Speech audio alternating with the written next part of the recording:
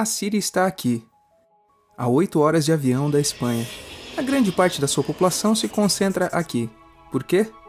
Porque toda essa região é um enorme deserto, mas um deserto muito importante. Tem 1/3 das reservas de petróleo do mundo e também de gás natural. Segundo alguns, o novo petróleo. Para tirá-lo daqui e levá-lo para a Europa, é preciso rodear essa península e sair pelo canal de Suez. Como você pode imaginar, aqui te cobram. Mas existe um jeito mais simples, a linha reta. Quem controla esse fluxo pode abri-lo e fechá-lo como uma torneira. Se você não paga, não tem petróleo e nem gás. Essa região é o máximo. A civilização do planeta começa em 3 locais e este é um deles. Mesopotâmia, aqui. Suméria, que é menos familiar, mas é o início de tudo, aqui também. Lembra da Torre de Babel da Bíblia? Foi feita por essa civilização. Egito, aqui.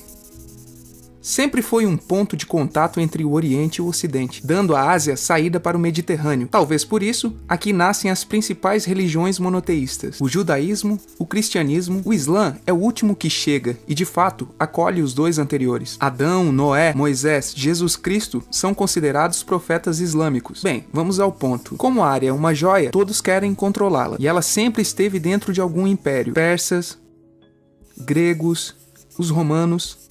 O Império Romano termina partido em 2, e finalmente só sobrevive este. Agora é quando a última religião monoteísta, o Islã, construiu seu próprio império. Você se lembra das cruzadas? Pois são os europeus cristãos tentando recuperar essa área de que estamos falando. Os últimos a chegar são os turcos, mas veja bem, eles não vêm da Turquia, eles vêm da Ásia junto com Gengis Khan. Eles conquistam tudo e fundam o Império Otomano. O Império Otomano permanece aí até a Primeira Guerra Mundial, 600 anos.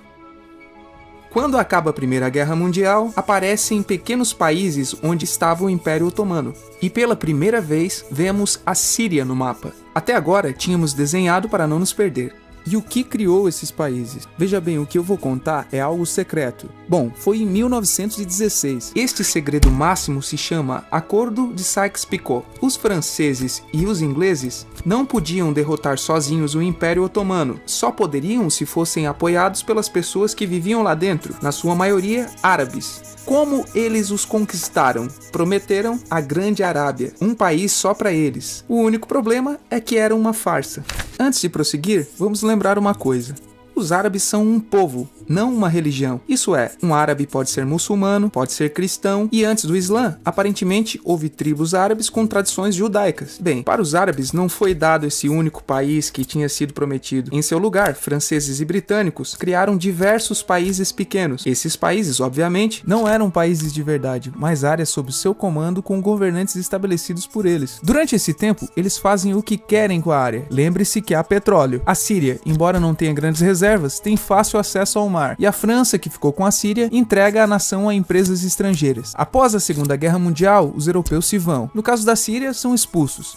Mas antes de irem, criam outro estado, Israel. Não é o momento de falar dele, mas é um estado muito controverso que seus vizinhos não o reconhecem. A prova disso é que logo que os britânicos vão embora, todos os estados passam a atacá-lo. A área agora vira uma grande bomba relógio.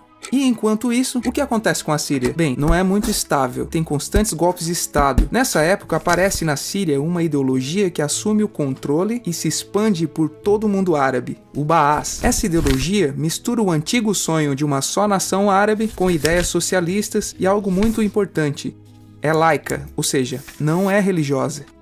A Síria chega a se unir com o Egito, um país com o qual não tem fronteiras. Mas isso não é algo raro. Muitos desses países tentam fazer isso também. Como você deve lembrar, para essa gente foi prometido um só país e o desejo se manteve. Mas a união falha e nessa época o Egito lhes convence a nacionalizar o petróleo. Na Síria, Hafez al-Assad, pai de Bashar al-Assad, o atual presidente, se torna chefe de Estado Baás. No Iraque, também em Baás, começa a ganhar força Saddam Hussein. As diferenças entre os países dividem os partidos Baás de outros países em pró-Síria ou pró-Iraque. Começa a Guerra Fria, o mundo se divide em 2, ou você é dos Estados Unidos ou da União Soviética.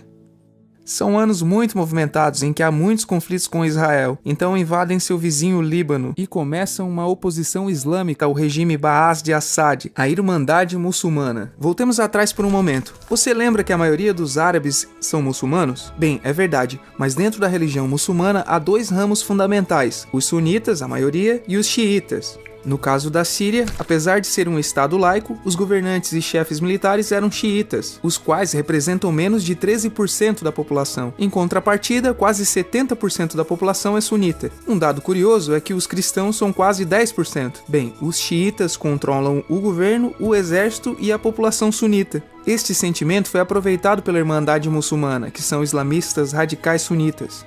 Esses pegam em armas na cidade de Ramã contra o governo, e Assad acaba com a revolta à custa de matar milhares de civis e prender muita gente. No ano 2000, Assad pai morre e lhe sucede Assad filho.